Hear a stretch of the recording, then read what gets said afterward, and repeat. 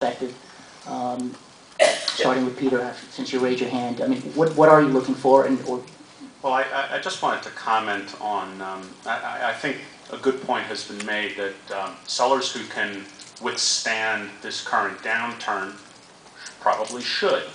I think what we are focusing on, or what some of us in the room are focusing on, is how about those sellers who need to sell now, who need to sell in the next few months? What I'm seeing is the gap between the bid and the ask is still very wide, even among those people who have some short-term debt coming due at the end of the year.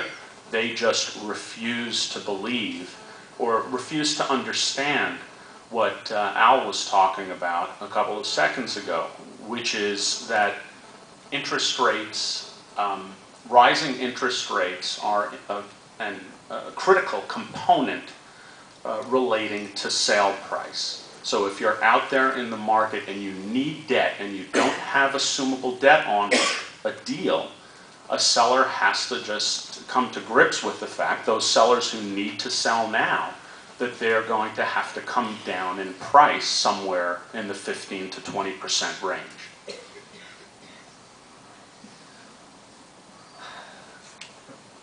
We so overcomplicate everything. I mean, you know, look, I think at the end of the day, what's been proven as a result of where we are is that real estate's not a function of, if you're buying it solely for yield, then you're an institution and that's what you are, and you're a core buyer and you're buying it from the standpoint of just matching your asset to your liability and you're making yield. If you were playing the cap rate compression game and you went short, you're dead. You're going to need to do whatever you need to do to sort of figure it out, because you aren't buying real estate. You were buying a bond under the auspices that it had a piece of tangible building behind it. But all you were really is a bond player. You were a fixed income guy who decided, you know what, I can apply all my knowledge from fixed income into real estate, and I'm going to go out and buy real estate because I can get all these leverage benefits and do all this stuff. So I think if what's happening is real estate acquisition for the purposes of implementing a business plan, taking an office building, converting it to a medical office building, taking a poorly run retail center that you bought at a 5 cap or 6 cap, but you actually had a business plan that made some reasonable sense and you had a view to it as to a real estate play, those guys are still doing relatively well, provided they have the financing to do it. I mean, you know, when we sat here last year, we were in the big room, now we're in the little room because nobody's doing a deal they want. And at the time, we all talked about the fact that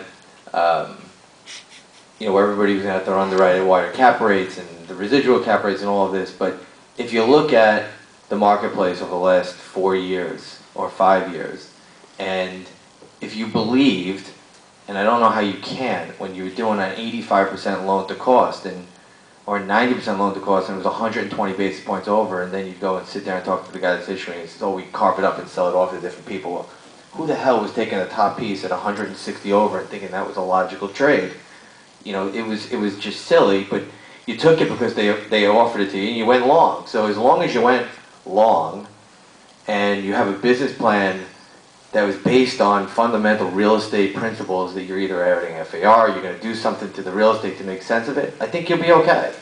I mean, generally, you took what you got and you made sense of it from a business plan perspective, and if you can implement that business plan and you were just playing it for a flip, you just hope you flip soon enough. If you didn't flip soon enough, it's worth 20% less. You just hope you have long enough debt that you can sort of ride it out and figure out a way to implement a business plan again. But real estate, for the sake of financing and how much leverage you can get, and if you're getting positive yield and negative yield, you know, you didn't always talk about real estate and those components. In the good old days, you talked about real estate, and it was the guys like in New Jersey and elsewhere, the families that did it, they didn't talk about it that way. You didn't talk about it as what the yield was. It was, you were implementing a business plan, or you were going to do something to the real estate to make sense of it on a long-term value. And financial engineers got involved, and all of a sudden it became an asset class. It's not an asset class. It's a building. And that's the bottom line, in my view. And we're all going to learn really hard lessons with regard to this, because we're all going to sort of have to restack all the capital and all the crap that went into it and all the financial engineering. It's going to get crammed down, and there's going to be normalized 70 to 75% leverage. you're gonna have real equity going deals, and you're gonna implement the business plan, and that's how you're gonna operate your real estate. And that's just the reality of the game. Just the guys that exited, hopefully they exited soon enough, and did a little bit of both. But financing is just a component of it. We made it into the whole deal. It was all about leverage. It had nothing to do with the real estate. I know so many guys that bought deals with us, they never even saw the building. They didn't even know where it was. I guarantee you get some pension fund advisors, they don't even know where the buildings that they own are. Have no clue. Zero. Because it wasn't about the real estate. It was about what's my yield on equity and what's my residual cap rate, and I'm going to get a bonus based on what I put out and what I'm getting back. We just lost it. It'll fix itself. Basically working on that theme,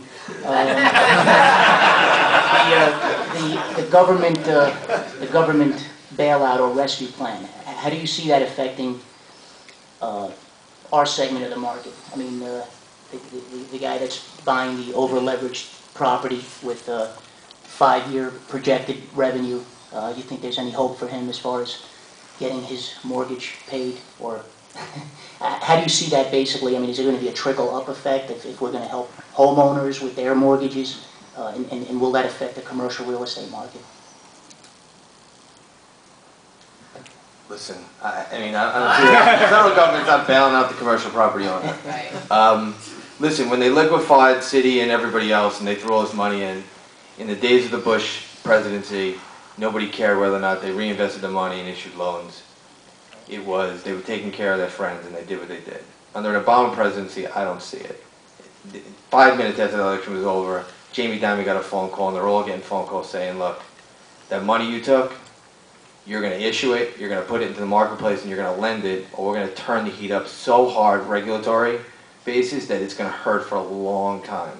They're going to force these banks to reliquify this marketplace, or the feds are going to do it themselves.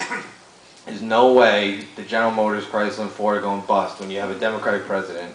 The UAW is not going out of business. So, you know, I think the problem that happens is people don't understand, and we're so, the immediacy of our environment is just so crazy to me. We've dumped $4 trillion worth of money, 425 basis points in Fed rate cuts in the last year, and everybody wants to know why it isn't immediately fixed. It takes time. Liquidity will enter when it's appropriate, when people feel like they have their legs underneath them and the Fed forces them to do so. You don't take $25 billion from the U.S. Treasury and the government and not have some strings attached. When the new guy comes in who didn't give you the $25 billion, he's going to have a different set of rules with regard to what you do with that $25 billion. It's not going to be sitting around because he doesn't have anything tied to it. He wasn't the reason. So I don't see any bailout. I generally believe the bondholders and CMBS have written it down. The guys that are the special servicers who right now are scared to go and make any deals because they don't know if they're really allowed to. The first guy's going to do it. Once he does it, the government will get, REMIC and the laws will be allowed so that these guys can go and make deals and restructure and write stuff down. And the good and the bad of the special servicing industry is that these guys have, it's not their money. When the RTC happened, it was the balance sheet of the bank, and the guy who issued the loan was also the guy doing the work, and he was scared to death he was going to get fired. The special servicer is some guy sitting in a room. He has absolutely no alignment to this deal whatsoever, and he's a special service on behalf of the bondholders. All those bondholders, if they were public, they've written it down. If they weren't public, the other guy who's the bondholder just wrote it down by 45%. If you don't at least think it's worth 45% less, and they all have shareholders, they're privately owned or a pension fund, they know where they are. And when you have a 10-year pool, it has a 14-year life. When you have a 7-year pool, it has a 10-year life. The reason that they let these pools last longer than the maturity dates of these loans so that these guys could work this out. These services are going to have the ability to restate those loan balances so that these people can get out and the bondholders are going to get slammed. But the reality is, they already wrote it down. My personal opinion is, it's going to be bad, and we're going to have pain. But it's not going to be even remotely close to what the media wants you to believe it's going to be. There are owners that are going to get killed, and there are bondholders that are going to get hit, but they already wrote it down. And if they didn't write it down all the way, they'll keep writing it down. The government's going to keep pumping money into the system to fix it. They're not letting the U.S. economy go into the Great Depression. The Bank of England cut 150 basis points this morning. It's never been cut that much in the history. in one moment. It's not happening. When